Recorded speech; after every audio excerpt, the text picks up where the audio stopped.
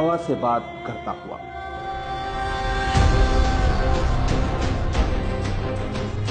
रेत के सीने को चीरता हुआ,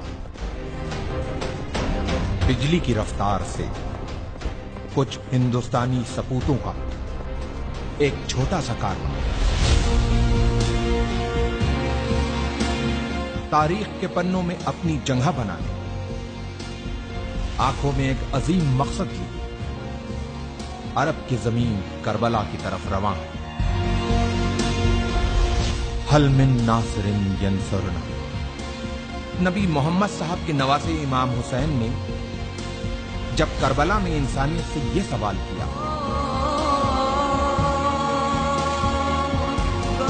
है कोई जो मेरी मदद को आए?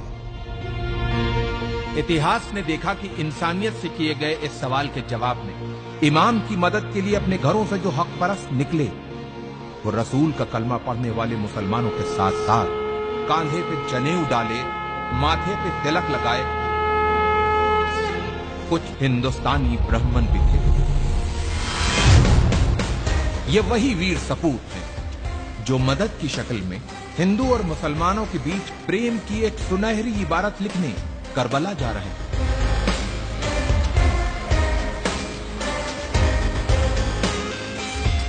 जालिम बादशाह यजीद अपनी हुकूमत के नशे में चूर होके इंसानियत का चेहरा बिगाड़ देना चाहता था, लेकिन उसे यह पता था कि जब तक नबी मोहम्मद साहब के नवासे इमाम हुसैन जिंदा हैं, तब तक वो अपनी मर्जी की नहीं कर सकता। उसके इसी डर ने इमाम हुसैन को उनके परिवार के साथ करबला में घेर के उनसे अपनी हुकूमत के सामने सर झुकाने को कहा। जियो और जीने दो की जिंदा मिसाल पेश करते हुए इमाम हुसैन ने यजीद के सामने एक पेशकश रखी कि अगर तुमको मुझसे कोई खतरा हो तो मुझे रास्ता दे दो ताकि मैं हिंदुस्तान चला जाऊं।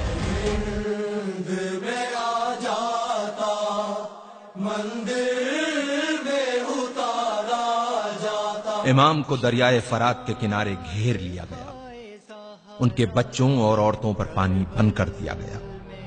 यह सब जुल्म यजीद के खत मिलने के बाद इब्ने जियाद ने इमाम हुसैन पे किए। इमाम की तरफ से भी खत लिखे गए। कहते हैं कि लोग मुसीबत में अपनों को याद करते हैं या फिर मुसीबत में जो साथ दे वही अपना होता।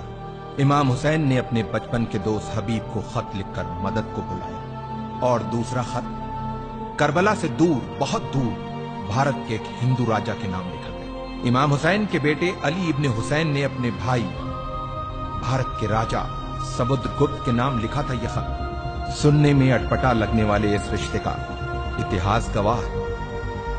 लगभग 1400 साल पहले की बात है। ईरान के बादशाह जो पारसी मजहब से थे, उनकी दो बेटियां थी, मेहरबानो और शहरबानो।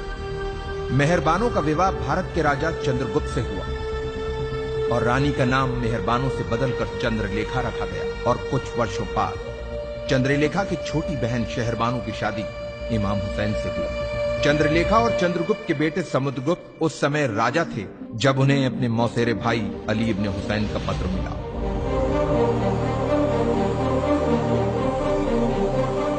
राजा समुद्रगुप्त ने जल्द ही वीर सैनिकों की एक टुकड़ी तैयार करके उसे करबला की तरफ रवाना किया। इन वीर सैनिकों के सरदार का नाम रेहबदत था,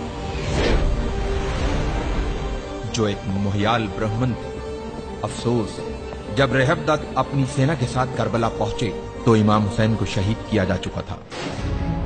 ये जान इन ब्राह्मणों का दिल टूट गया और जोश में अपनी तलवारों को अपने गलों पर रख लिया कि जिसकी जान बचाने आए थे, जब वही नहीं बचा तो अब हम जी के क्या करेंगे।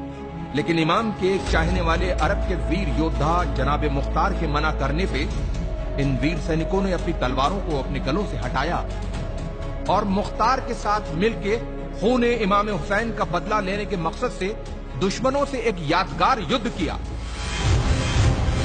और उन्हें हिंदुस्तानी तलवार के जौहर दिखाए। इन वीर सैनिकों ने करबला में जहां पड़ाव डाला था, उस जगह को हिंदिया कहते हैं, जो जगह आज भी उसी नाम से मौजूद है। इन ब्राह्मणों में से कुछ करबला में वीर गति को प्राप्त हुए, कुछ वहीं बस गए और कुछ अपने देश भारत चले आए। इतिहास इन वीर ब्राह्मणों को हुसैनी ब्राह्मण के नाम से जानता हूं।